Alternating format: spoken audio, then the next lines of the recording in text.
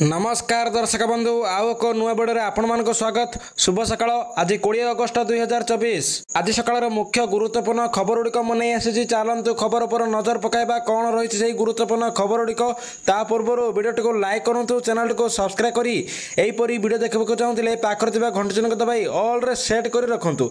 एवं आपण मैंने यही वीडियो क्यों जिलूर देखुं कमेंट मध्यम जनातु। यही दिन आसब पीएम किसान टंका चाषी अकाउंट को आसब 2000 टंका। पीएम किसान को नहीं बड़ खबर। केंद्र सरकार देशर कोटी कोटी चाषी को आर्थिक रूपे स्वावलंबी करने प्रधानमंत्री किसान सम्मान निधि योजना चालू रही। यही योजना आधार में देशर कोटी कोटी चाषी उपकृत होती। पीएम किसान सम्मान निधि योजना 17तम किस्ती चाषी अकाउंट को आसी सारी। देशर प्राय 12 कोटी चाषी पीएम किसान योजना आर्थिक सहायता पाउछंती। प्रति 4 मास थरे लेखाएं सीधा सड़क चाषी अकाउंट को आसूची टंका। तेबे प्रधानमंत्री किसान निधि योजना 18तम किस्ती को देशर कोटी कोटी चाषी अपेक्षा कर रही। तेबे यह बड़ अपडेट सामना को आसी। चाषी को परवर्ती किस्ती केबे मिलिबो से नहीं बड़ खबर सामना को आसी। जातीय गणमाध्यम रिपोर्ट अनुसार सेप्टेम्बर किंवा अक्टोबर मासरे चाषी अकाउंट को टंका आसीपारे। किछि रिपोर्ट अनुसार आगामी किस्ती नवेम्बर मासरे आसीपारे। तेबे वर्तमान सुधा केंद्र सरकार पक्षर आधिकारिक भाव से कौन घोषणा कर जाई नाही। तेबे आसंता अक्टोबर मासरे पीएम किसान सम्मान निधि योजनार परवर्ती किस्ती आसीबार यथेष्ट संभावना रही। किछि गणमाध्यम रिपोर्ट अनुसार मे मास शेष सप्ताह चाषी अकाउंट को पीएम किसान योजना मिलुवा 2000 टंका आसीबो, किंतु ए नहीं सरकार स्तर में कौन घोषणा कर जाए नहीं। प्रधानमंत्री किसान सम्मान निधि योजना सामिल थिबा चाषी खुशी खबर, कारण ए सामिल थिबा चाषी सरकार बड़ निष्पत्ति नेबाक जाउछंती। पीएम किसान सम्मान निधि योजना सामिल थिबा चाषी खूब शीघ्र 18तम किस्ती पाइबाक जाउछंती। 18तम किस्ती चाषी मानक अकाउंट को 2000 टंका आसीबो। एथिरु प्राय 12 कोटी चाषी उपकृत हेबे।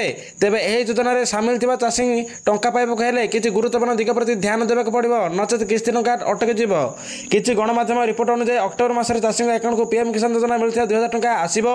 एथिपई सर्वप्रथम चाषी को केवाईसी करबाक पड़िबो। या व्यतीत बैंक अकाउंट जेउथिरे पीएम किसान टंका आसुची ताहा आधार कार्ड सहित लिंक थिबा आवश्यक, नचेत किस्ती टंका अटकी जीव।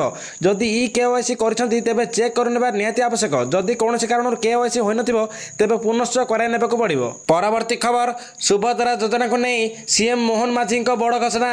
सुभद्रा योजना लागू होगा नहीं बड़ बयान देते मुख्यमंत्री मोहन चरण माझी। क्षमता को आसिया पूर्व सुभद्रा योजना लागू करने नहीं घोषणा करथिला बीजेपी। आउ सरकार गठन पर यह लागू करने जोरदार उद्यम जारी रही। मुख्यमंत्री मोहन चरण माझी कहते सुभद्रा योजना सुरक्षा और उन्नति योजना रही। महिला सुरक्षा नहीं भी मुख्यमंत्री देले प्रतिश्रुति। सेप्टेम्बर 17 तारिख में ओडिशा आरंभ हो सुभद्रा योजना। प्रधानमंत्री यह योजनार शुभारंभ करेंगे।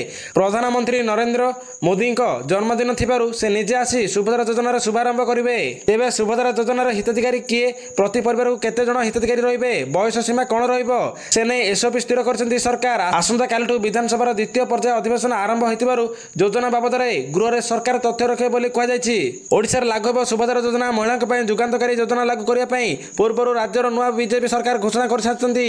राज्य में खूब शीघ्र लागू होबो सुभद्रा योजना। महिलांक मिलिबो भाउचर। ओडिशार लक्ष लक्ष महिलांक बड़ भेटी देबे मोहन सरकार। मिलिबो 50,000 टंका भाउचर। सुभद्रा योजना परिवार जणे महिलांक मिल पारिबो। एक अधिक महिला को स्कीम सुविधा मिलिबो नहीं। परवर्ती खबर कर्मचारी दरमार हेबो 6,480 टंका वृद्धि। केंद्र सरकार वर्तमान जेकोसी दिन महंगा भत्ता वृद्धि करने को जाउछंती। लोक माने अनुमान करछंती जे केंद्र सरकार एथर महंगा भत्ता को 4% वृद्धि कर पारंती। अष्टम वेतन आयोग गठन एवं बकेया डीए बकेया मोदी सरकार अधीन में केंद्रीय कर्मचारी एक बड़ झटका देइतिला। वर्तमान समस्त उत्साह सहित अपेक्षा करछंती जे सेमानकर डीए केबे वृद्धि पाइबो। लोक माने अनुमान करछंती जे सेप्टेम्बर प्रथम सप्ताह 5 तारिख सुधा डीए वृद्धि करने को केंद्र सरकार निष्पत्ति नहीं पारंती।